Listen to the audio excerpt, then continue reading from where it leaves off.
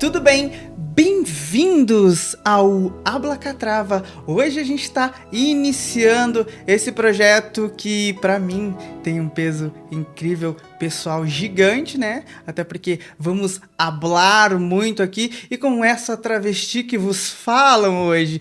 E hoje, para começar esse nosso rolê, eu convidei uma mulher aqui de Curitiba, que eu posso chamar ela de fodástica, que é a mistura de foda com fantástica. Eu trago aqui para falar com a gente hoje a nossa querida, que hoje está vereadora da cidade, né? A minha querida Georgia Thaís Xavier Prates. A Gil, como ela gosta de ser chamada. Bem-vinda ao Ablacatrava. Mano, obrigado. Eu tô muito, muito feliz. Até bem emocionado por ser o primeiro programa, né? E aí, vambora. Quero dar conta disso aqui, que é maravilhoso. Eu te falei, né? Muito obrigada por aceitar esse rolezão aqui. É o primeiro. E eu quero saber de você, então. Quem é a Georgia Thaís Xavier Prates? Quem é essa mulher? Conta pra mim. A gente conhece a Georgia vereadora, mas quem que é a Georgia? A Georgia. Complexo. Mas vamos lá. Bom, nasci em São Paulo, na periferia ali de São Paulo. Sou filho de meus pais tiveram 5 filhos, sou a quarta, né? 4 mulheres e um homem. E me criei ali na Zona Leste de São Paulo mesmo, na periferia, na favela ali. Minha mãe, uma grande líder comunitária. Meu pai trabalhava na casa do menor abandonado, que era chamado na época, né? Então, dentro de casa, a gente sempre teve esse contexto muito de coletividade, e de política também, né, para bem dizer. Mas sempre também voltado para os jovens, para as crianças ali, que meus pais faziam muitas atividades, né? Com as criançadas do bairro ali, enfim. E a nossa casa era isso, era sempre cheia, crianças para cima e para baixo, enfim, minha mãe sempre ensinando nas atividades, as brincadeiras e também cuidando das problemáticas todas da vila. E então tem muitas recordações ótimas ali desse espaço e eu vou me compondo como essa mulher preta e lésbica, né, desde pequena, desde sempre. Nunca me vi de outra forma, usei saia, vestido só uma vez na minha vida, aos 7 anos de idade, no meu batizado, no Rio de Janeiro. E foi o caos. Chorei. Eu imagino. Chorei, menino. Chorei batizado inteiro, até minha mãe tirar aquela saia de mim, aquele vestido. E aí minha mãe já sabia, né? A minha filha isso. Elas sempre sabem, né? Sabem. Só que uma coisa que eu já falei, todo mundo sabe, mas ninguém te conta. Não. Não é? É. Todo mundo sabe quem você é, mas ninguém te conta. E daí a gente fica perdido. Não fica naquela coisa tipo, tá, mas será que não? E daí, quando ninguém conta pra gente, fica mais confuso ainda dentro da gente. Exato. Mas também, não sei, eu acho que também enxergo também essa confusão nas outras pessoas que nos veem dessa forma, sabe? E até também minha mãe, assim, eu entendi com o tempo que ela também já entendia o sofrimento que eu poderia passar na vida, assim, né? Por não ser, né, tipo, dentro das normas, etc. Então... E foi essa conversa que a gente teve já na minha adolescência, né? Quando ela me chama para conversar e fala, a caminhada vai ser dura, né? Mas eu vou estar junto com você. E, enfim, para mim o mundo podia se explodir, porque minha mãe ia estar do meu lado o tempo todo, né? Como ela falou. Então, para mim ser lésbica não fez mais diferença para... Sabe assim, nunca pensei, eu vou ter que me esconder, vou ter que me guardar, me reservar. Não, minha mãe já sabia, né? Então isso fez toda a diferença. Ela ama a filha dela, independente, né, do gênero, da sexualidade, é quem ela ama ali, né? Exato, aquela criança arteira que, nossa, empinava pipa, jogava bola, enfim, não parava um minuto. E que me quebrava inteira também, porque eu me quebrei muito durante a infância. Acho que passei mais parte da minha infância engessada do que outra coisa. Porque antigamente era isso, era gesso e bezetacil, né? Machucou o dedo, bezetacil. Torceu o pé, gesso. O metiolate, né? Aquele que ardia e deixava a gente já sentia a repulsa daquilo. Hoje em dia não arde mais, as crianças não sabem mais o que é, né? Eu acho que tá diferente a fórmula, eu acho, viu? Melhorou, porque a gente... Era que nem a vacina que a gente ia tomar, entendeu? Agora eu não sei, né? Agora é a gotinha, mas antigamente, quando eu era criança, eu te tomei umas picadinhas e falava, não vai doer. Não vai doer. Não vai doer. É quando você vê, já tá fazendo... Eu, né, sempre armei o escândalo, né? E eu tenho eu tenho medo de agulha até hoje, assim. Eu tenho medo não, receio, né? Uhum. Porque daí o que acontece? Não que ela dói tanto, aquela agulha. É porque você tem expectativa que ela vai doer, daí ela acaba doendo. Ela acaba doendo. Já antes de entrar já tá doendo, né? Já tá gritando. Bom, eu não era assim, mas... Então era uma criança dura na queda. Ali conseguia manter. Caía, já levantava, saía jogando bola, já saía correndo. Nossa, assim, não, eu colocava, tinha vezes que eles me engessavam de cima da parte da perna até o tornozelo, e ficava com a perna dura e ia correndo mesmo assim. E brincava o dia inteiro, assim. Eu não conseguia mesmo ficar parada, né? E carrinho de rolemã, descendo as ruas lá, vixe. E isso era muito bom, porque o lúdico traz pra gente uma experiência, né? De crescimento outro, assim. E aí posso dizer, fui mesmo uma favelada pé no chão mesmo, enfim, que brinquei muito na terra. E que ajuda hoje você ter os sonhos de fazer e de acontecer e poder imaginar nesse imaginário que a gente tem, né? De fazer um mundo melhor, eu acredito, né? Sim. E que te traz aqui hoje, que te coloca nesse lugar onde você tá, né? Porque se a gente não sonhar em fazer as coisas, se a gente não trazer o lúdico para dentro da nossa vida, acho que a gente não consegue enxergar isso depois, né? Porque você vai fazer só ser aquela coisa só na prática, tá, mas eu preciso criar isso primeiro antes de fazer algo. E acho que também esse lugar de enxergar a periferia de um outro lugar, sabe?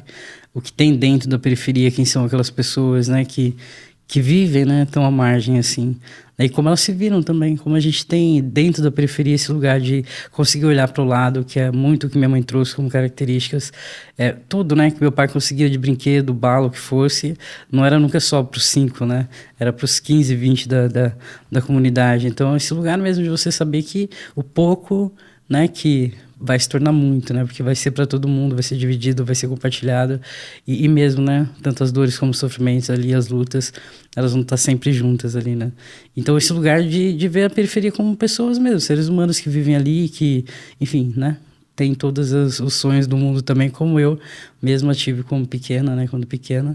E já joguei basquete, vôlei, enfim, tudo, né? Aqueles sonhos que a gente tem de criança, de adolescência, e que todos ali na periferia têm também. Então, me traz esse outro lugar, né? De vivenciar a periferia, vivenciar esse lugar do nada, né? Porque minha mãe também, ela saía às vezes com cabo de vassoura para enfrentar uma desocupação, por exemplo, sabe? E esse lugar das lutas sérias mesmo, né?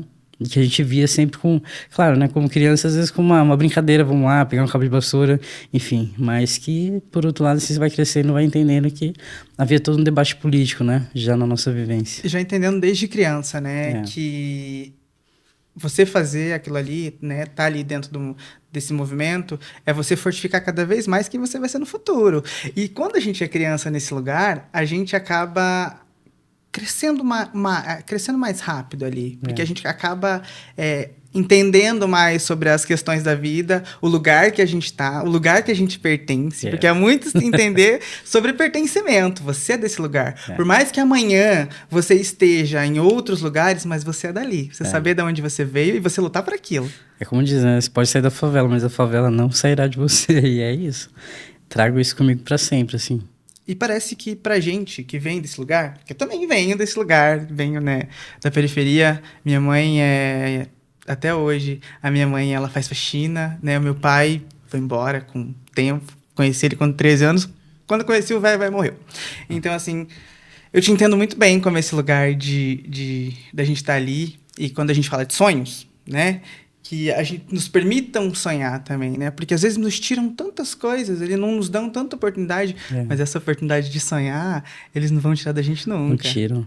E você vê que dentro da periferia, nesses espaços, assim, também a tolerância é muito maior, né?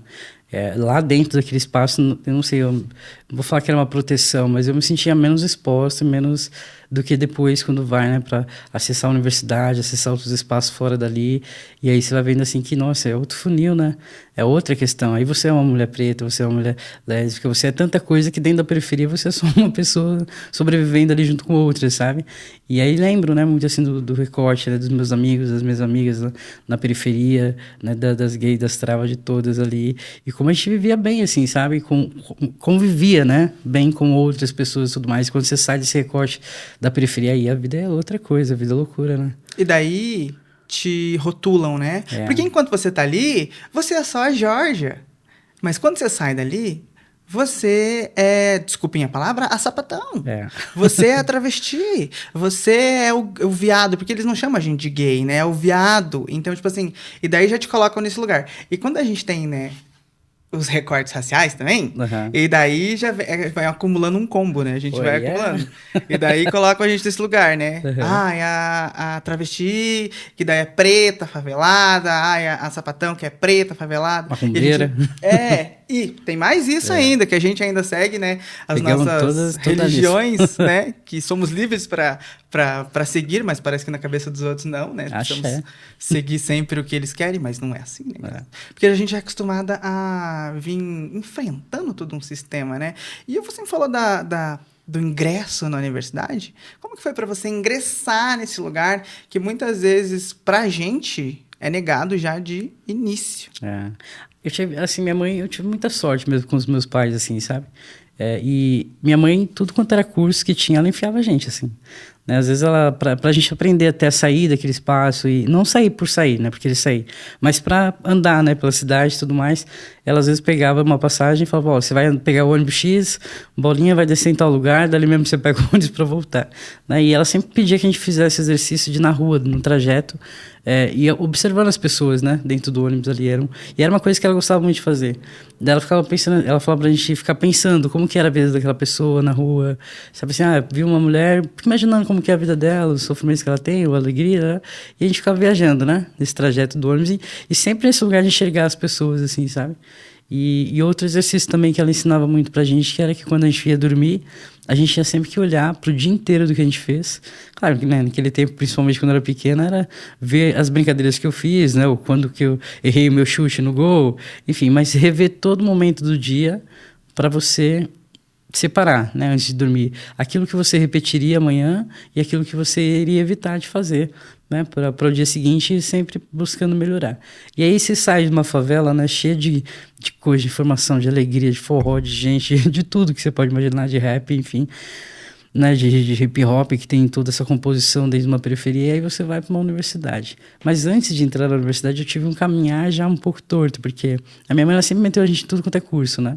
Esse negócio de vai para aqui, vai para lá, enfim, fiz alemão, fiz espanhol, fiz latim, fiz um monte de coisa, enfim, nesses cursos. E acabou que também no meu segundo grau eu fiz um curso que era chamado Cefam, na época, que é um curso de magistério mesmo, né?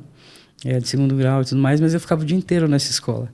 E aí, para mim, já foi o diferencial, né? Aí hoje eu fui entender que eu era por ser mulher negra e favelada, a escola me rotulou como uma pessoa que vendia drogas, né? Aí vai aumentando a lista, assim. Aí eu, então, por ser uma mulher negra, lésbica e favelada, eu ainda tinha AIDS porque eu era lésbica. Enfim, então eu era uma idética... dentro da escola. Dentro da escola. Por pessoas que têm formação. Por parte dos professores. Assim, porque era uma escola majoritariamente feminina, né? Uhum. E ali na escola, então, elas me proibiram de falar com as pessoas, não podia dialogar com ninguém. Elas ficavam sempre né, me acompanhando durante todo o período que eu estava na escola. E aí eu tinha esse lugar de ter que ficar quieta, porque isso eu descobri só depois, assim, né? Me passaram as regras, eu seguia. E toda sexta-feira eu ia para uma sala onde elas me colocavam no meio e ficavam fazendo interrogatório, né? Por que a fulana só dorme? Eu não podia conversar com ninguém. Mas você imagina por que a menina da sala só dormia?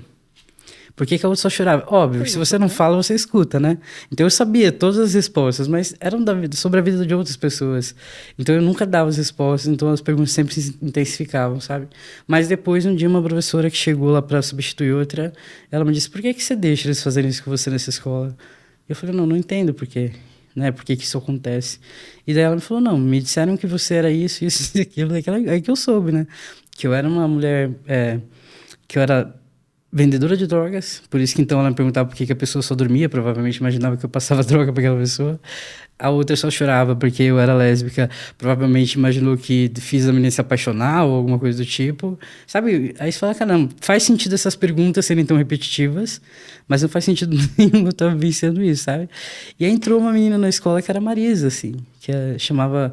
E a Marisa era muito mais, né, caminhoneira do que eu, assim, livre, menina, tinha que ver. E aí tentaram, né, fazer o mesmo com a Marisa, domar a Marisa ali. Só que a Marisa, minha filha, aquilo era terra sem lei.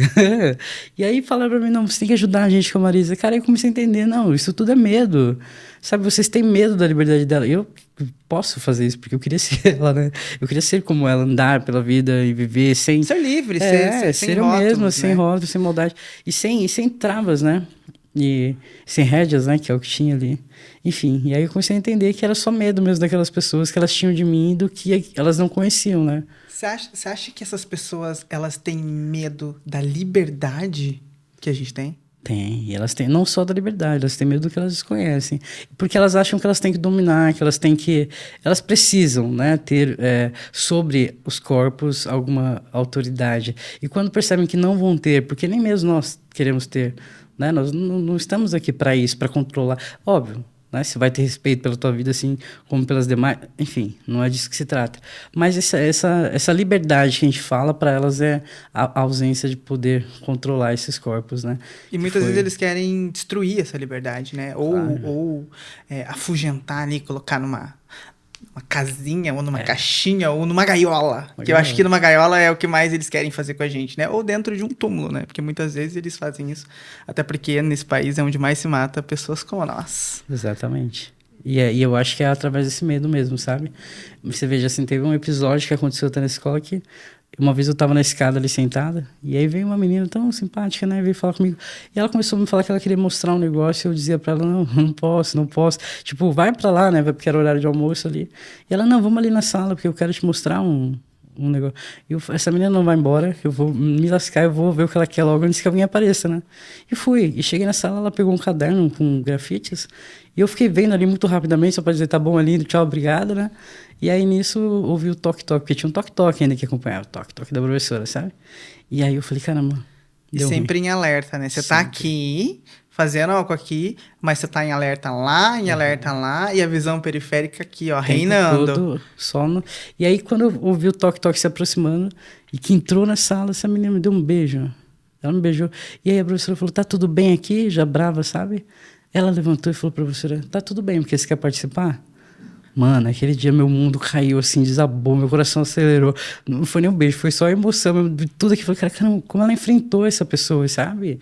Esse enfrentamento de dizer, não, tá bem, você quer participar? A mulher nunca falou nada sobre isso. A mulher nunca foi atrás, nem comigo ela quis me prejudicar sobre isso, sabe? E você fala, caramba, então é isso, assim, é só você ser você mesmo, assim. Ter a liberdade de saber que você tem seus direitos de escolha. E pra mim foi nesse lugar de descoberta, sabe? Por mais que minha mãe já soubesse tudo, eu tinha tanto... Assim, o meu medo era faltar com respeito à vida da minha mãe, a tudo que ela me ensinou, sabe? Não outra coisa. Mas aí você fala, caramba, como o mundo é, né? Tipo, se não vai dominar, elas não conseguem fazer aquilo que elas faziam comigo, sabe? É porque às vezes a gente deixa também um pouco, né? Porque não, quando você cala, permissiva. quando você calou ali nesse momento, você deixou elas fazer aqui, daí aquela coisa, né? É o famoso eu vou montar nas suas costas, né? A minha mãe tem uma expressão que ela fala assim, quem acha um burro não anda a pé. A partir do momento que a gente deixa alguém montar na gente, eles vão fazer o que querem. Só que daí, quando a gente dá um basta, a gente é tida de louca, de marginal, olha lá. Meu amor, você acha que eu vou deixar você ficar fazendo isso comigo a vida inteira? Não, né? Uma hora a gente cansa. E um ponto que você traz pra mim, que eu acho que é um ponto que a gente tem aqui, é sobre representatividade. Quando você viu essa mulher enfrentando ali aquela autoridade daquele momento, eu acho que você se viu representado, falou... É isso. Eu acho que eu posso ser assim também. Sim, com toda certeza. E aí foi onde eu encontrei esse caminho. Falar, não, mas é isso, assim, não quero jamais fazer com que a Marisa entre no lugar que eu tô, eu quero ir para o lugar que ela está, né? E assim, aí foi a virada mesmo. Comecei a virar minha vida, virar a chavinha ali e dizer, não permito, não aceito, não quero. E sei que tudo isso através de todo o respeito que eu tinha por todas as pessoas ali. E aí você vai descobrindo uma escola maravilhosa, assim, pessoas incríveis que se aproximaram, meninas que chegaram, sabe, assim, também tudo hétero, mas vivendo, né, de maneira coletiva o respeito, enfim. E aí a escola teve que mudar um pouco, né? Assim. A gente tem até amigos que são héteros, né? Então, já até bem, tem. Olha aí, a gente aceita, a gente acolhe. Mas também tem esse lugar, né? Assim, que a Marisa era uma mulher branca, né? Que vem lá, né? De outra configuração também. Outro nicho ali. Mas você acha que para essas pessoas, assim, uma mulher lésbica branca, a abertura para ela ser quem ela é maior, ou ela ainda passa por aquele rolê, tipo, não, aqui não pode? Ou ela consegue ter esse caminhar, não mais fácil, né? Mas mais tranquilo. Eu acho que depende muito também do lugar que ela vem, sabe? Se ela se ela é de uma classe social um pouco melhor, acho que a possibilidade é total, assim. Eu acho que ela tem muito mais facilidade, né? E se vem de uma periferia um pouco mais difícil, mas nada comparado, né, à vida de uma trans negra, de uma mulher preta, lésbica, acho que não dá para comparar, né? Muitas vezes me perguntaram já o que era mais difícil, se era ser uma mulher negra ou ser uma mulher lésbica. Esse é o ponto que eu queria conversar com você. Uhum. Eu vi uma entrevista tua pro Brasil de Fato, onde você fala que foi muito mais difícil se entender como mulher preta do que como mulher lésbica. É. Como que foi isso pra você, assim, esse choque de realidade? Acho que porque isso, assim, como minha vida ela sempre foi muito pautada, assim, até de observar também minhas irmãs, né, que são 4 meninas também, né, enfim, e vendo elas, né, eu sabendo que eu tenho outro jeito, né, de fazer e pá. E aí só que chega um tempo na vida que você vai vendo, caramba, tem coisas que não andam, assim, né, que é o que já vamos ali pra faculdade, por exemplo, sabe? Não anda, assim, eu comecei a minha primeira faculdade foi de terapia ocupacional, em São Paulo, na São Camilo. E aí você vai vendo que tem uma barreira muito forte para você se formar, sabe? E por mais que você entenda o assunto, que você goste, você vai lá, faz seu estágio, você faz tudo. E eu sempre quis trabalhar na área da psiquiatria, sabe? E aí você vai vendo que tem sempre um bloqueio, né? E tinha uma professora na época que ela sempre me dizia, para de ficar jogando pérola aos porcos. E eu não entendia, né, o que isso significava, mas depois eu entendi. Que uma amiga minha também, que era outra mulher preta também, e já era acho que a terceira tentativa dela também de se formar numa universidade, ela falou pra mim, você tem que entrar quieto, entrar mudo e sair calada. E vai contra a tua natureza, não vai? Vai completamente. Tem questões que você tem que fazer, né? Assim, você tá num curso de terapia ocupacional, você vai pra dentro de uma casa ali fazer um estágio e a pessoa te oferece uma água, você senta pra tomar água, outra porque tem outra classe social, fala, não, obrigado, faz cara de nojo. Você tem que dialogar com aquela menina, né? Eu acho que isso não é legal. Ou você não entra na casa da pessoa, ou você senta e toma água, não vai morrer. Daí quando você traz esses debates, assim, ela vai reclamar pra professora, a professora já... Enfim, e aí vira um lugar que você fica assim, ai, nossa... correu pra mamãe, sabe? E aí, óbvio que você não vai ter essa paciência sempre, né? Eu sei muito bem que é isso. O universo acadêmico pra gente é muito difícil, é muito né? difícil, que é outro mundo, né? Se eles até ensinam você a querer ser super-herói, que você não é. É um ser humano com um pouco mais de conhecimento que outro, sabe? Sim. E aí é complicado, porque aí você vai vendo que realmente tem uma barreira para você se formar, porque, querendo ou não, você também vai fazer parte daquele nicho de terapeutas ocupacionais, por exemplo, né? Que é muito importante, uma profissão belíssima e que me arrependo muito de não ter finalizado. Eu fiquei no último ano, no último semestre, não me formei. Não deu mais conta, né? Não dei. Porque a universidade, ela é agressivo pra gente, né? É dolorido. Eu tive uma questão na universidade que eu tive que levar.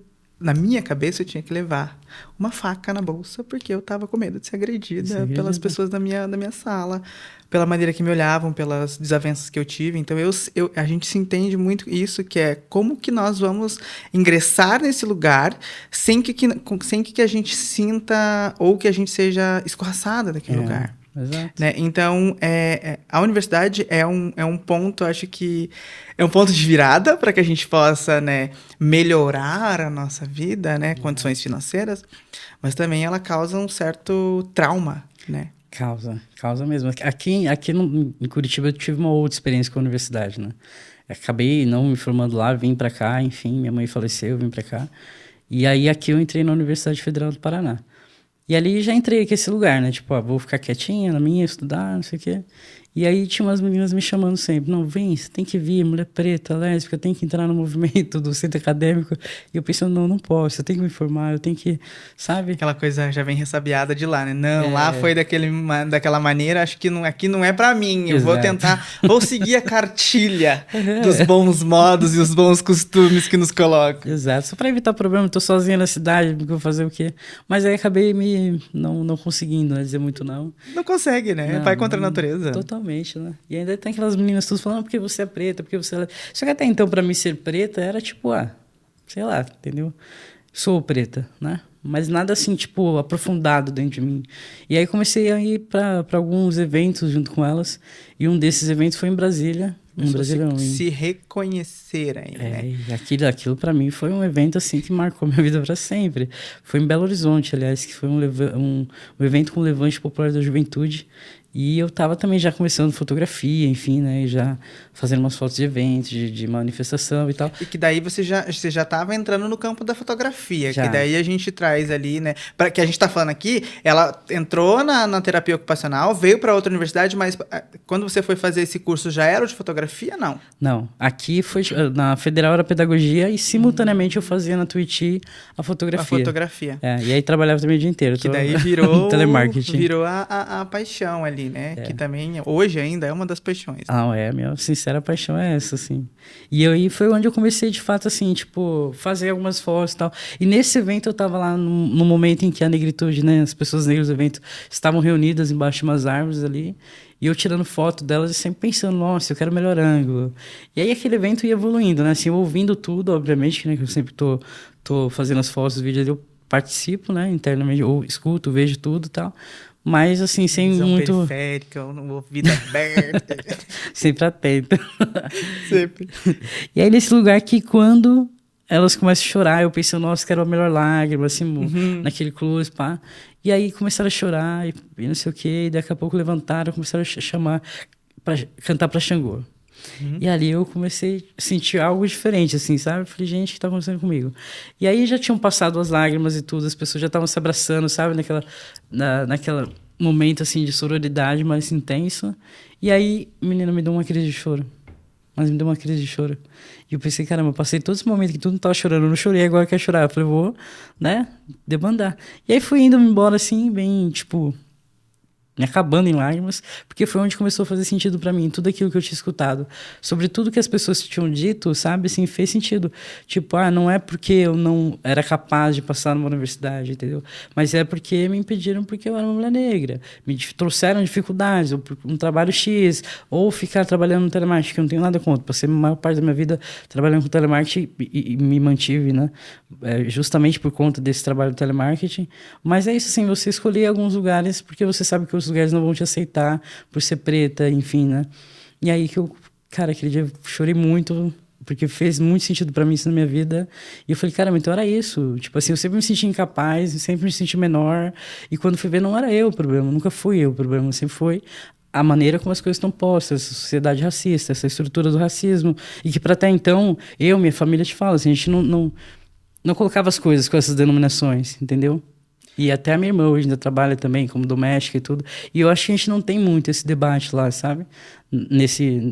Na família, assim, em relação... E às vezes também é um pouco dos seus pais quererem te proteger também.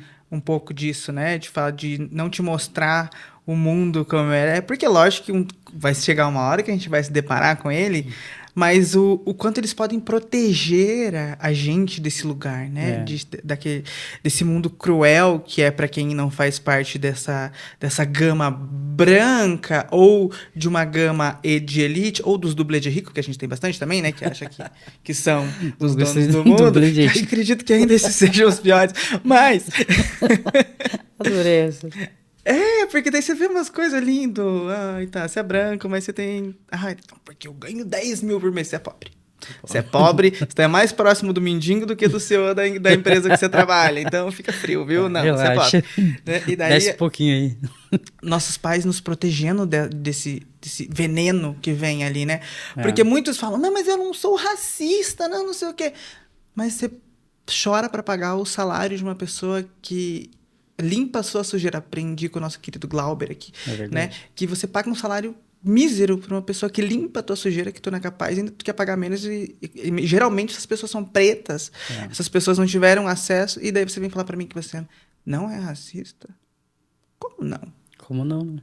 E você tem informação ali, você teve mais informação do que a gente, mas por que você não usa ela a seu favor? Exato. Né? Então, é os nossos pais querendo nos proteger um pouco disso, né? Mas, agora, a gente vai entrar nessa seara da fotografia, né? Porque eu vi que a fotografia te trouxe também para esse lugar aqui que você tá hoje. É verdade. Você foi fotógrafa da ONU aqui no Paraná, é isso? Eu fui. Tem um tempo que teve um edital que abriu e eu já tava, né, assim, fazendo uns trabalhos muito na periferia, porque também tem esse lugar, assim, de eu estar aqui e não me encontrar muito, assim, né? Porque tinha outro contexto, né? São Paulo é outra pegada, assim, a gente tem as tribos que a gente fala, né? Elas todas se tocam, né? Se a pessoa, sei lá, é do rap, todas elas dialogam, né? Todas dialogam. O diálogo é mais aberto, você acha, do que aqui? É mais fluido, com certeza. É porque assim, você pode estar numa balada sertaneja, ao mesmo tempo você está ouvindo ali, um samba, de repente, pá. Então você não tem muito, isso é muito mais eclético, né? Assim, claro, tem, né, os lugares e tal, mas as pessoas, elas são mais ecléticas, então elas não ficam... Tão nichadas como aqui em grupos, Curitiba, né? Isso. E aí que acaba também que eu não estava encontrando as pessoas pretas, não via as pessoas, né, que nem eu. E aí eu fiquei um pouco preocupado, assim, daí comecei a fazer esse trabalho de ir para a periferia, né, de tentar entender e tudo mais. Mas na universidade também, durante as ocupações secundaristas, foi que tudo foi acontecendo, né, que eu também já estava fazendo essas fotos e tudo mais, e acompanhando a ocupação secundarista, e houve, né, esse movimento de também ocupar, eu estava no Centro Acadêmico de Pedagogia, de ocupar também a universidade ali, e aí foi que então alguns jornais começaram já a pegar alguns trabalhos meus para falar, né, pô, você está em todo quanto é lugar, mas é porque também estavam me chamando para estar ali, para acompanhar até no sentido de fazer a denúncia, né, também de provar que, sei lá, ocuparam uma escola, mas não depredaram nada, sabe, como para rebater um pouco, né, daquilo das fake news que estavam surgindo. Mostrar, né? que não somos marginais, estamos Exato. apenas nos manifestando para um lugar melhor, né? Fazendo uma luta honesta, muito grande, né? É muito diferente esse lugar, e nos colocam como isso, né? Exato. Sempre como, se você é um militante, você é um marginal. Ou se você está fazendo uma manifestação, é porque você está ali para depredar o patrimônio. Não. Que era muito o discurso que a direita estava usando sobre, né? E principalmente ainda usa, né? Ainda usa. Sempre, colocam pessoas que estão se manifestando como marginais. A não ser os tiozinhos que falam, porque só tinha tiazinha lá no 8 de janeiro. Nossa, como estão prendendo uma tiazinha. Sim, mas a tua tiazinha tava lá, fazendo cocô em cima da mesa, né? Exato. Nós fomos para Brasília tantas vezes, mas nunca acho que nem passou pela cabeça de nenhum de nós fazer aquilo, né? Imagina, tipo assim...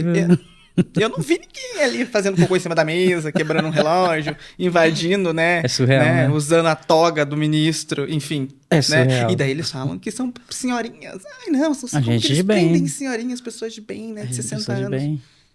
Pessoas de bem. Ainda bem que é de bem, longe, gente. Né? Pessoas de bem longe, né? Seja bem longe da gente Manter mesmo. bem longe. Enfim, e aí eu vou entrando para dentro da periferia, vou tentando, né, assim, resgatar também essas pessoas e fazendo, né, documentários falando sobre essas vidas. Aí já estava trabalhando no jornal e vou fazendo esse resgate mesmo, né? E teve esse edital da ONU, então já tinha, né, um trabalho feito. Mas era isso, assim, eu descubro uma periferia em Curitiba que ela é distante, descubro uma periferia onde as pessoas, elas vivem de maneira bem precária. E Curitiba é essa que falam que não tem periferia. Que não tem. Porque Curitiba não tem... Eu tinha uma tia que ela vinha pra cá, ela já faleceu. Porque Curitiba não tem favela. É porque você não passa por ela. Porque tem. É porque você não passa por ali, né? Não tá tão escancarado. Que não é dentro do centro da cidade, né? Como em algumas outras cidades que você consegue... Não, aqui é mascarado, né? Totalmente. Afastado. Quando eu cheguei aqui, uma menina até falou pra mim assim, a gente vai passar perto de uma favela, tudo bem pra você? Eu falei, nossa, não, tudo ótimo, né? Pensei, caramba, vou ver, né, um cenário que me traga... Menina, passamos, fomos na volta, falei, mas a gente não passou naquele lugar, será que tem como passar? Ela falou, passamos, não sei o que, vou te mostrar. Menina, era só um bairro simples do mais chique em São Paulo, assim, tipo... Que pra eles é favela, né? Só que daí... Essa realidade da periferia mesmo, da ocupação, da comunidade real, que são bem afastadas ali, vamos lá, a Tiradentes. Essas pessoas não conhecem esses lugares. Não conhecem. Elas não sabem nem que existem esses lugares. Como assim? Tá tendo uma desocupação de famílias? Não, Curitiba não tem isso. Meu amor, tem tanta coisa em Curitiba que você não sabe que existe e que existe. E principalmente são esses lugares de pessoas que não tem onde morar e que precisam. Porque eu acredito que ninguém vai estar ali ocupando um lugar porque, oi, tudo bem, hoje eu vim ocupar o lugar. Não, eu não tenho onde morar. E aí você não tem mais nada, né? Não tem mais nada. Você não tem emprego, você não tem acesso à saúde, à educação, você não tem. Você simplesmente não existe dentro dessa cidade, Curitiba, né? E foi esse período mesmo de ocupações ali que as pessoas começaram a me chamar pra caramba. Até, assim, começou, né? Os povos originários me chamaram pra uma luta que eles iam fazer da saúde. E aí começou também receber ligações para ir para fazer ocupações, né? Para acompanhar o pessoal na ocupação. Isso também é isso, né? Chegar lá, ver como tá o terreno, ver como eles modificam o terreno, mas para o bem, né? Tipo, limpam, colocam um espaço de moradia, enfim. E registrar aquilo ali, que não é algo, que não é somente algo ruim. Porque o que mostra? E nem é algo ruim, né? Assim, Tipo são pessoas atrás de um espaço de moradia, né? Isso. Desculpa, acho que eu usei a expressão errada.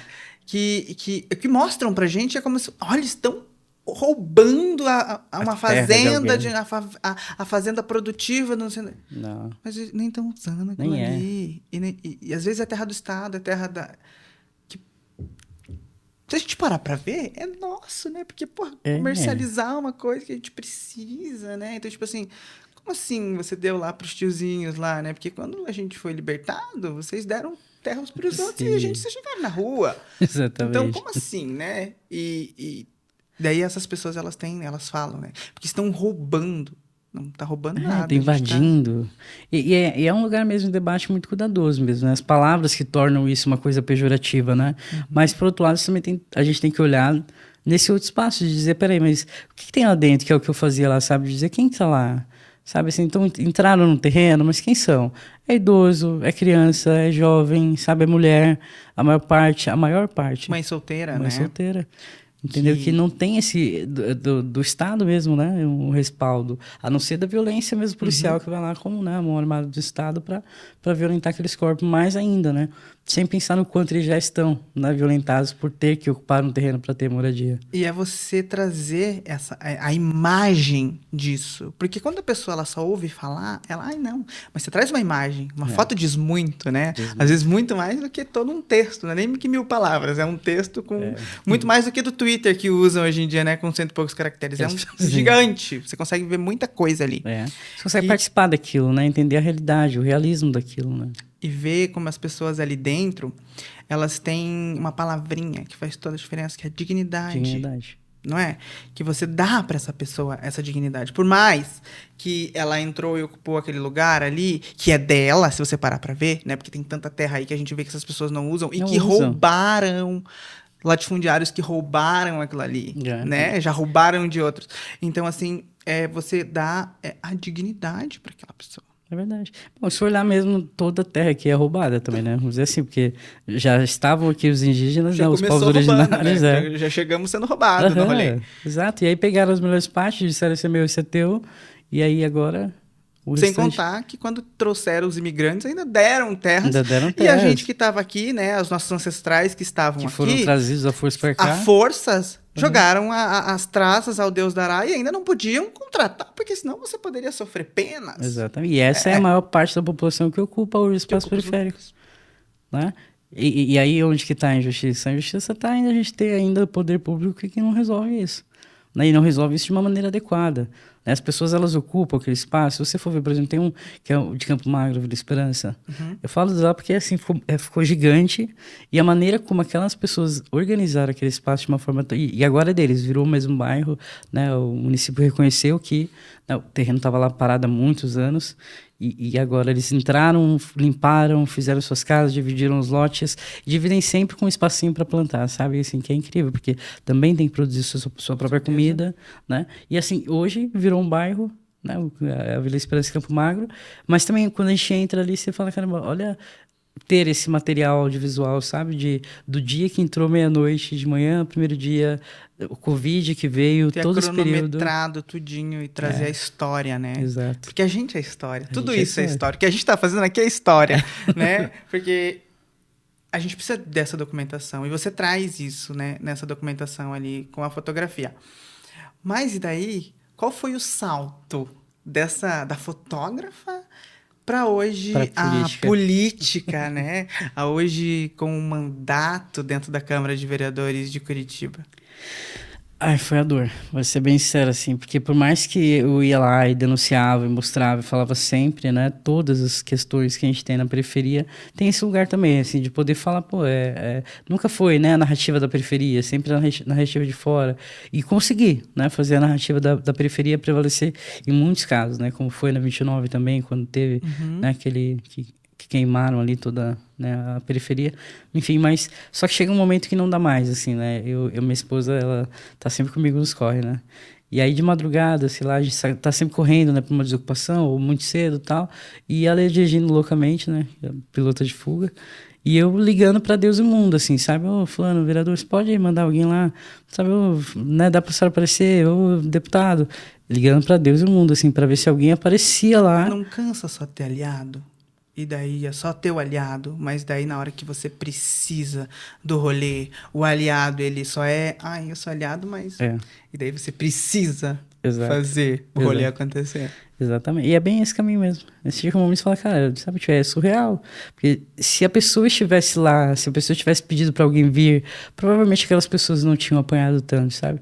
A última vez que, assim, que me deu mesmo foi quando no Kaiowá teve uma desocupação, o pessoal entrou na terra, tipo, não ficou nem meia hora, mas a violência foi tamanha ali, que teve até tiro de arma de fogo mesmo, sabe? Que machucou a perna da menina, enfim. E foi, assim, uma correria, uma loucura geral, a gente arrastando pessoas, assim, foi... Porque também tem esse lugar, né? Não é só fazer foto e tal.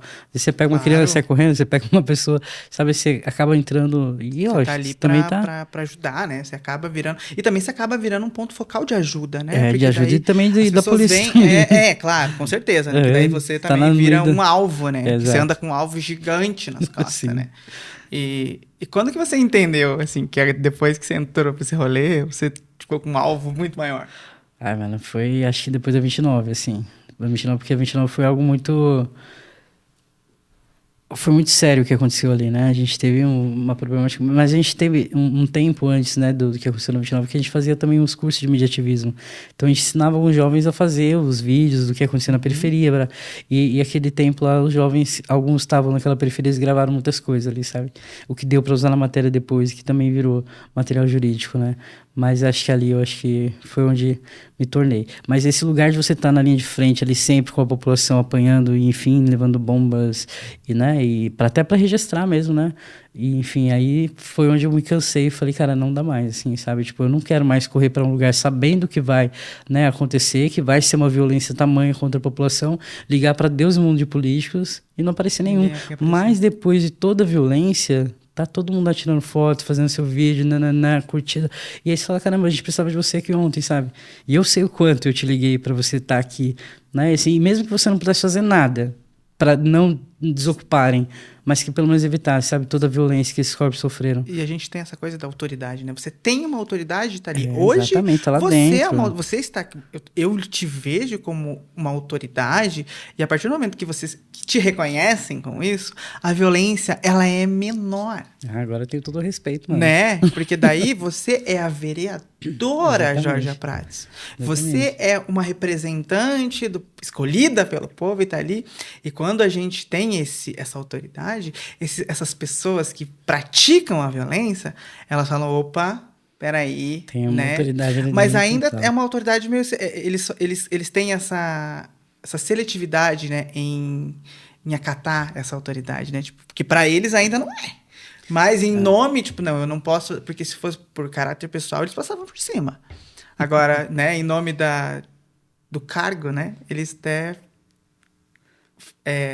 não são tão violentos. A gente vê o caso do deputado Renato Freitas, né, que já foi N vezes, depois de vereador, foi preso e ainda é perseguidosíssimo, assim, dentro dessas esferas, e os policiais não respeitam muitas vezes. Então é isso, da gente, né, trazer isso e colocar para eles assim, né, que entendam isso. Nós temos uma autoridade e a gente vai representar essa galera. E esse lugar é muito importante, assim, que você me traz, porque antes, assim, eu até chegava, por exemplo, no bloqueio policial, né, e tá lá a ocupação, e como jornalista eu falava, não, eu quero passar e tal, né, eu sou jornalista. Não pode. E hoje, até porque muitos, né, principalmente os policiais que fazem esse trabalho ali, já me viam antes, né, o tempo todo, e agora até eu tenho um pouco mais de respeito, assim, sabe? Sim. De chegar no lugar e já saberem, já cumprimentam e não fazem bloqueios, né? Até então não aconteceu mais, bloqueio já não pode passar, entendeu? A vereadora passa. Entendeu? Então esse respeito na rua, ali com a polícia, eu vou te dizer assim... E você acha que cessa um pouco da violência a partir do momento que você está presente naquele lugar? Tem que cessar, né, mano? Porque assim, quando tem, né, uma autoridade ali, ele já recua um pouco. Sim. Mas assim, até nem é, né, o policial que tá lá, enfim, é quem tá atrás deles, tá mandando, né? Ele tá cumprindo ordens. Exato. Até porque se ele não cumprir aquela ordem, quem vai sofrer a represália é propriamente ele, né? E muitas vezes ele tem um familiar ou veio daquele lugar, né? Exatamente. Que para ele é sofrido também. Então, não é um ataque, mas é entender que sim, né? A gente ainda tem uma mão por trás de tudo isso que ainda... É a mão cruel. É a mão cruel. E vai de acordo com outros princípios, né? Com princípios que a gente pode chamar dublês de ricos, exato. né? E também da elite que a gente tem no estado, né? Os nossos coronéis, que são essas famílias que a gente tem aqui. É a mão que manipula tudo pra tudo ficar como tá, sabe, assim, e que coloca mesmo tanto a vida deles quanto a da periferia em risco, assim. Você veja, uma vez eu tava num ato, tinha uma policial feminina que ela falou pra mim, falou, você acha que eu não tô com medo? Eu tô, porque eu tava, né, falando, pô, por que vocês estão fazendo isso? Fui, né, pra frente enfrentar, né, os policiais, e ela falou, você acha que eu não tô com medo? Eu também quero ir pra casa, quero ver minha família, eu tenho minha filha que eu tenho que buscar na escola, você acha que eu quero ficar aqui? Olha pra trás, olha o que eles fizeram um bloqueio, colocaram as mulheres, né, policiais na frente, e atrás vinham os homens, e se fosse pra esmagar, elas seriam os primeiros, entendeu? Ela falou, você acha que eu também não tô com medo? Eu fiquei olhando e falei, E às vezes eles são covardes, né? Muitas vezes. Não estamos dizendo os propriamente os policiais que estão ali, mas essa mão invisível, ali, ela é covarde mesmo, né? Ela é destruidora, ela é cruel.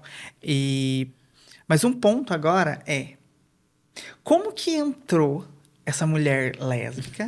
Porque é a primeira pessoa LGBT assumidamente, né, na Câmara de Vereadores de Curitiba, que é tida como uma das cidades mais conservadoras desse país.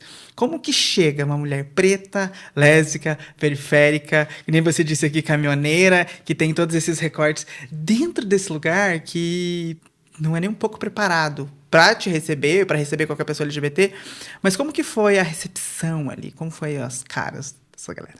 E olha, assim, por tudo que eu vi de histórico, eu achei que seria muito mais difícil, assim, sabe? Chegar, enfim, né? Vendo o que passou, né? Hoje o deputado Renato Freitas, também a deputada federal Carol D'Artora. E aí, olhando para o que eles passaram, eu cheguei lá pensando, nossa, o que eu vou fazer agora? Até pensei, coloco um vestido, será? Não vai adiantar nada, né? Vai rasgar no meio do caminho. Não é você daí, né? Daí você vai estar se colocando moldando, um personagem, né? Daí na história, né? E eu falei, mano, vai ser como tiver que ser, né? Se tiver que enfrentamento eterno, vamos, né? Assim, mas eu dialogo muito, assim, com tudo que eu faço, sabe? E aí entrei, cheguei e falei, mano, é esse corpo aqui mesmo, sabe? Estou, e é isso, né?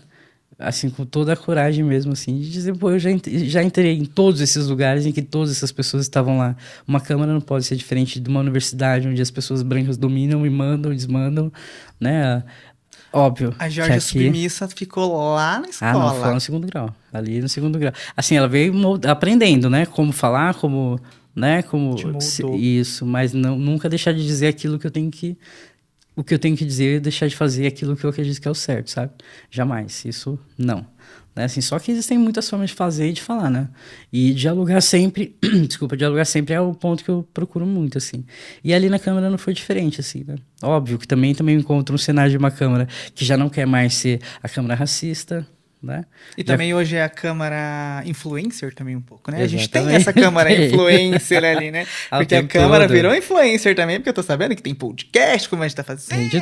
Tem tudo, tem redes sociais, tem, né? Só não tá fazendo dancinha ainda, por enquanto. Ainda bem, senão meu filho tava reprovado.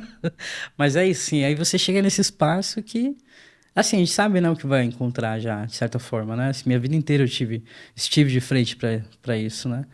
E aí eu vou pelo caminho do diálogo mesmo. Se quiser dialogar, eu dialogo. Assim, eu não entrei de muito sorriso, tipo, né, dente pra todo mundo, mas é isso, sim. Né? Bem, e se você sentar do meu lado, a gente vai dialogar toda a franqueza possível, sabe? Assim, toda a sinceridade e honestidade que eu posso te oferecer dentro do diálogo, né? Dizer, ó, se a sua fala é racista, você falar assim não ajuda, você, sabe? E eu sempre pontuo. E tem vezes até que os vereadores até agradecem por não fazer isso na frente, né? Que assim, óbvio, se pensar por um lado, ganharia muitos likes. Uhum. Mas por outro, eu não preciso do like, eu preciso do respeito para eu fazer o meu trabalho, entendeu? Então eu vou e converso, olha, vereador, se você colocar esse projeto de lei, ele fere no sentido de tirar, né, o gênero aqui, fere no sentido... Então você vai fazer isso, eu vou ter que dizer aquilo, você vai ter que... Você pode ganhar também o ódio daquela pessoa, claro, né? Porque você vai estar expondo ela. E a perseguição dela também. E a perseguição dela também. Exato. E não só dela, do grupo que vem por trás, que vem com peso. Porque, e era esse o ponto. Quando você entrou nesse lugar... Como foi na questão de ameaças? Como que a sua vida mudou, né? Porque agora você não é mais a Georgia que estava ali na época suplente de vereadora e agora você é uma vereadora eleita, tá ali, tá fazendo o rolê acontecer. Porque muda essa chave, né? Para ele, para essas pessoas que atacam, muda. Como que foi para você lidar com esse tipo de coisa? É isso. Acho que esse enfrentamento ele sempre vai ter que ser assim, tipo, o que é do outro que é meu, sabe? Uhum. Uma coisa assim que eu sempre aprendi na vida também. Não dá pra carregar tudo. né? Eu já tenho meus sonhos, minhas esperanças, meus projetos de lei que eu quero colocar ali, sabe, os debates que eu tenho que fazer, e então não dá para eu carregar o que é do outro, sabe? Tem, obviamente, várias provocações que acontecem na Câmara que eu penso, tá, e aí você tem que ter, né, no momento ali, muita sabedoria, né? para você se segurar e dizer, tá, o que essa Mas pessoa ganha... dentro de você, assim, né? Exato. O que essa pessoa ganha falando isso agora e eu respondendo? Porque é isso que ela quer. Ela quer tirar de mim aquilo que vai dar pra ela like, né? Que vai dar pra ela curtida. Sabe que amanhã vai voltar eu na página dela, no vídeo dela lá. É isso que ela quer, entendeu? Então, assim, isso não vai ter. Hoje não vai ter. Aí, se amanhã ela vem com outra questão, que aí se infere outros princípios que tem a ver com aquilo que a gente não pode deixar passar, não no sentido, assim, de ter a ver só comigo. Sim. Então, aí nós vamos ter que ir pro enfrentamento. Entendeu? Mas também um enfrentamento que não ultrapasse as barreiras que a gente tem. Que chegue te desgastar totalmente, te colocar em lugar vexatório, ou que possam usar, né? Sempre no diálogo, né? Mostrar uma finesse. Porque eles não esperam, né? Não. Essa finesse. Eles esperam que você vai gritar. Que você vai gritar, né? Mas você sabe que uma coisa que, assim, sempre me preocupou, que era isso mesmo, assim, por ser uma mulher preta, né? Por ser a primeira mulher preta lésbica a estar na Câmara de Vereadores, eu tive muito medo, assim, de ser aquela que vai ser mais uma, né, e dizer assim, ver como os negros não conseguem se manter nesse espaço, né? Porque é isso que eles querem mostrar o tempo todo. Chegou aqui, mas não vai se manter. Mas você veja lá atrás o ensinamento que eu tive na minha faculdade. Aprendeu. Né? E aí você fala assim, tá, isso você não vai ter de mim, sabe? Você não vai ter, porque isso te beneficia, não a mim e nem aos meus, entendeu? Eu preciso que as pessoas olhem pro meu trabalho hoje e digam, olha, que bacana. Né? Vamos colocar mais. Vamos colocar mais mulheres pretas, mais mulheres trans, mais mulheres LGBT. Por quê? Porque deu certo, entendeu? E aí, se pra isso eu tenho que engolir a sua insanidade hoje, beleza. Meu objetivo é muito maior, sabe? Do que ter eu e você essa rixinha e você conseguir seus likes na rede. Mas é uma política, uma forma de fazer que nem todo mundo enxerga dessa forma, né? Assim, se for olhar, tudo que eu tenho para falar, eu digo. Eu não deixo de dizer nada. Mesmo que eu tenha que fazer todo um ensinamento didático, etc., daquilo que eu tenho para dizer. Por exemplo, um dia o vereador falou assim, eu tenho culpa que pessoas pretas não votam em pessoas pretas. Daí você tem que dizer, não, vereador, sabe o que acontece? Existe um lado imagético da sociedade que foi criado, então, né, que assim, todo mundo acreditou que os brancos engravatados iriam resolver, mas a gente está vendo que não mais. Mas você faz todo um diálogo, sabe, para dizer, cara, não. Pra você. E daí você tem que ser a didática, né? E ser a professora. Porque daí a gente precisa ensinar, né? A gente tá nesse lugar que a gente tem que ser professor dessas pessoas que muitas vezes tem muito mais acesso à informação do que a gente, mas não quer usar. Exatamente, não quer usar. E nem vai, porque pra eles tanto faz, tanto fez. Né? E ali naquele momento tá fazendo diferença por quê? Você tá falando com uma mulher preta. Entendeu? De repente, a Câmara não é mais racista, se você for ver. Tipo assim, toda vez que eu vou passar um projeto meu... Policiam muito nisso. Exato, e eu já aviso logo, vou ter mais projeto. Né? Então a Câmara, todo mundo aqui, ninguém mais racista, vamos ter mais projeto sobre isso. E tá vindo, e tá passando, e a gente tá conseguindo produzir. Entendeu? Porque agora a Câmara não é mais racista. Isso já é um feito. Mas a gente vai caminhando aqui para o nosso... Eu queria ficar conversando com você dias aqui, se eu pudesse. Mas, né, como a gente sabe que hoje, né, as pessoas estão consumindo tudo, às vezes, em 15 segundos. Então, a nossa conversa aqui já pode ficar muito longa para quem vive a vida em 15 segundos ali. É verdade. Mas eu quero te fazer uma última pergunta, que é uma pergunta que eu faço isso para mim, sempre faço para as outras pessoas, que é... O que a Georgia, de 8 anos, falaria... né, perceberia hoje da Georgia que tem 45 anos, ou que a Georgia de 45 anos falaria para a Georgia de 8 anos? Assim. Como que seria esse diálogo entre vocês duas? Cara, cheia de 45, eu diria para 8, obrigada por tudo que você aprontou, assim, sabe? Por levantar, cair, levantar tantas milhões de vezes, jamais deixar de ir para frente, de fazer, de tentar de novo, sabe? E é isso, acho que para essa eu diria isso. E acho que a de 8 anos eu diria obrigado também, por principalmente, sabe, ter se moldado tanto para ser exatamente quem ela é, sabe? Assim, tipo, de se permitir existir da maneira como era e trabalhar isso para ser uma pessoa melhor cada dia, sem esquecer nada, assim, do que trouxe do berço, da casa, da favela, enfim. Enfim, eu acho que hoje eu me digo uma pessoa mais completa, muito mais realizada, porque eu sei exatamente o que eu tô fazendo, por que eu tô fazendo, e mais ainda, como eu tô fazendo, né? Com essa existência de uma mulher preta, lésbica, favelada e macumbeira. Cara, é isso.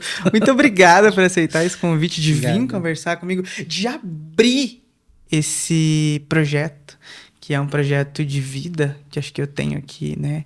Um projeto que vai me edificar muito. E ter você aqui comigo nesse momento, aceitando esse convite, tirar o seu que você estava fazendo no seu sábado. Estamos gravando num sábado. Para vir conversar comigo é muito gratificante para mim. Muito obrigado. Mano, eu te que agradeço possamos demais. ter você mais vezes aqui, porque eu tenho certeza que esse podcast vai ser gigante, né? Vamos trabalhar para isso. Vamos embora. E mais uma vez, muito obrigado. Eu te agradeço, do fundo do meu coração. E sim, esse podcast vai ser um sucesso que nós vamos compartilhar para todo mundo. Eu tenho certeza que vai trazer muito mais temas aí, foda pra gente. Opa, importantes pra gente debater e ouvir também, né? Muito obrigado, Bia, pelo convite. Estou muito feliz. Desejo muitas boas coisas para tudo aqui. Para nós. Pra nós. Então, você não perca nossos próximos episódios, que tem muita coisa bacana, que vai ter muito habla com a trava. Obrigada, meu amor. Trava linda. Obrigada. Foi muito incrível.